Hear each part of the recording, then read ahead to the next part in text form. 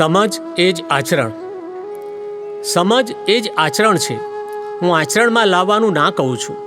પરાણે આચરણ શીખવાડશો તેમાં દહાડો વળશે નહીં. આચરણમાં મૂક્યું એ તો અહંકાર છે, સમજમાં ઉતર્યું એ વર્તનમાં આવે જ. દાદા ભગવાન. જ્ઞાની પુરુષ દાદા ભગવાન કહે છે, આ જગત શું કહે છે? નાપાસ કેમ થયો? પાસ થઈ જા, પણ ફરી પરીક્ષા આપ્યા વગર સી રીતે પાસ થવાય? ફરી પરીક્ષા આપે ત્યારે પાસ થવાય. તે પરીક્ષા આપ્યા પછી કેટલાય વર્ષ થાય ત્યારે પરિણામ આવે. તેમ સમજ સુધર્યા બાદ વર્ષો પછી આચાર સુધરે. ત્યારે પેલો કહે, હું આચાર સુધારવા જાઉં છું, પણ સુધરતા નથી. તે અહીં સુધારનાર અને સુધરનાર બંને ગાંડા થઈ જશો. આ જાણ્યા વગરની વાત છે. કોઈ જગ્યાએ આ રીતે સુધાર્યો હોય એવું ખોળી લાવો. આ અમારી વૈજ્ઞાનિક શોધખોળ છે. બાકી આમ ઉપરછોટિયા આચાર સુધરે એમાં શો ભલી વાર આવે? આ આચાર સંહિતાનો માર્ગ જ ના હોય.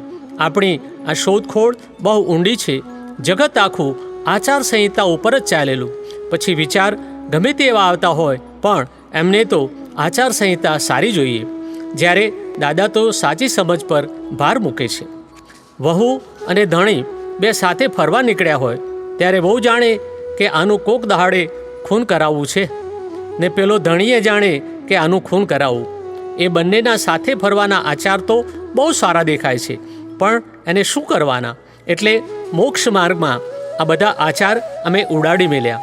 તે જો આચારથી મોક્ષ માર્ગ શોધવા નીકળ્યો હોય ને, તો આમાં એક પણ માણસ માર્ગ પામે નહીં.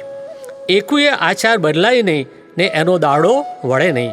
આપણે તો આચાર જ ઉડાડી મેલ્યા.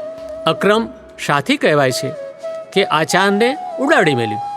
આખા જગતના ધર્મ આચાર સંહિતા ઉપર છે, અને આપણે એથી વિરુદ્ધ કહીએ છીએ કે આચાર સંહિતાની મોક્ષ માર્ગે જરૂર નથી. કેવો સરસ આ મોક્ષ માર્ગ! બિલકુલ હરકત એટલે કે અડચણ વગરનો મોક્ષ માર્ગ. બધી બાજુથી તાળો મળે. અજવાળામાં એટલે કે જ્ઞાન પ્રકાશમાં તાળો મળે. આથી કવિરાજ નવરીત ગાય છે, કથણી સાથે વર્તન બંને હોય સુમેળ, ત્યારે વિશ્વ કબૂલે મહાવીર સુજ વર્તેલ. પ્રગટ અનુભવ જ્ઞાનસૂત્ર.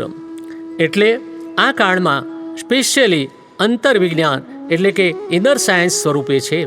એટલે એના બાહ્ય લક્ષણોથી એનું કોઈ માપ નીકળી શકે તેમ નથી.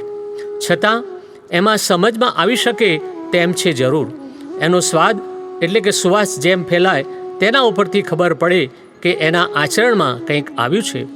અલબત્ત આ કાળમાં બાહ્ય આચરણ પરથી અંતર આચરણનું માપ ક્યારેય ના નીકળી શકે.